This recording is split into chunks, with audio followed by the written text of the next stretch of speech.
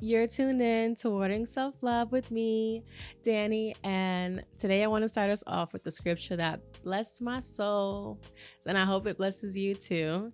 It's taken from Isaiah 60, verse 22, and this is a very modern interpretation, but it basically reads, "When the time is right, I, the Lord, will make it happen."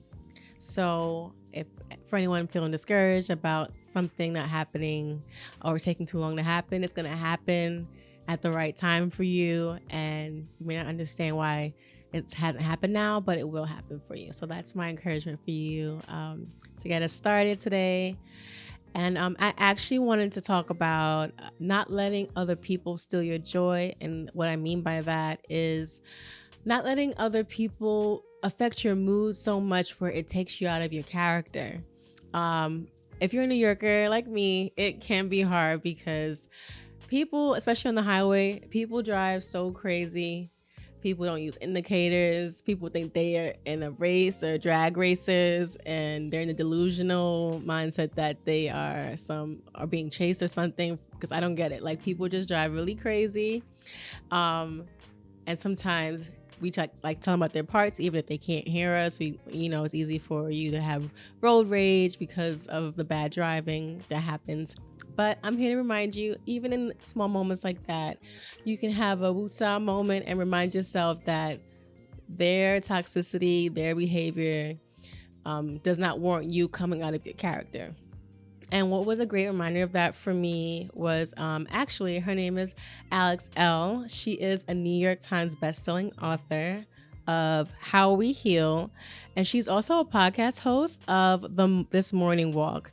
But I actually started following her after listening to her affirmations, and also when I realized that she was on the app Ritual, and I basically went on that for like mindfulness moments, and it helped with her sessions, helped me like just breathe and remember to appreciate the small things. And I would have stayed longer, but I was not trying to pay for this subscription at the time. But I still watch her posts, and she shared actually on her Instagram that there was a time where she had to call a customer service agent for some service, and that agent was giving nasty attitude. Her energy was like off, and she felt that, and so she even went a step further to ask if that person was okay, and the person was still giving her attitude. And instead of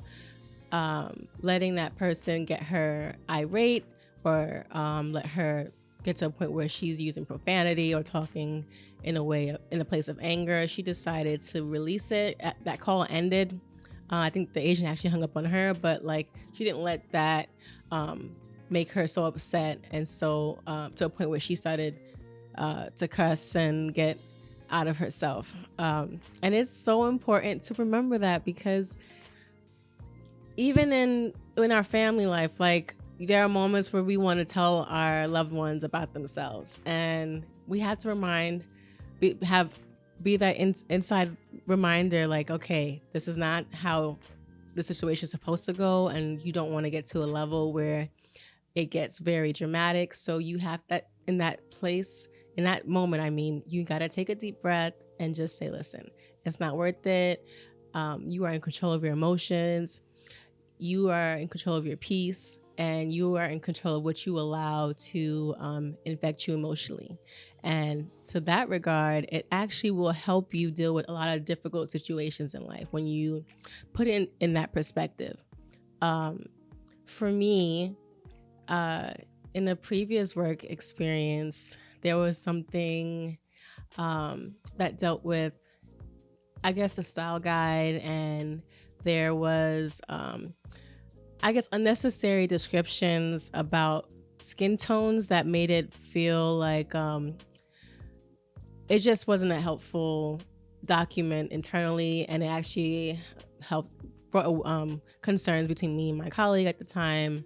It kind of made us feel like they weren't sensitive about certain words for people of color, and in that at that moment, I felt like my colleague might have started getting angry, and I felt myself almost getting angry. And I realized in that moment, instead of using this as an excuse for them to say like we're overly emotional or that we are not in control of our emotions, I decided to take a breath and actually explain in great detail why the document was offensive and not helpful. And that actually helped us get to a better place of understanding of how to better approach that internal document.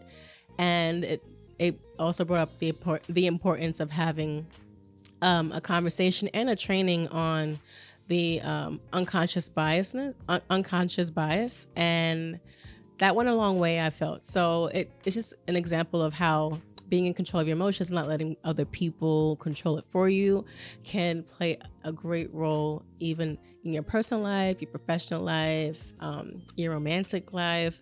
So it is very key to keep that in mind.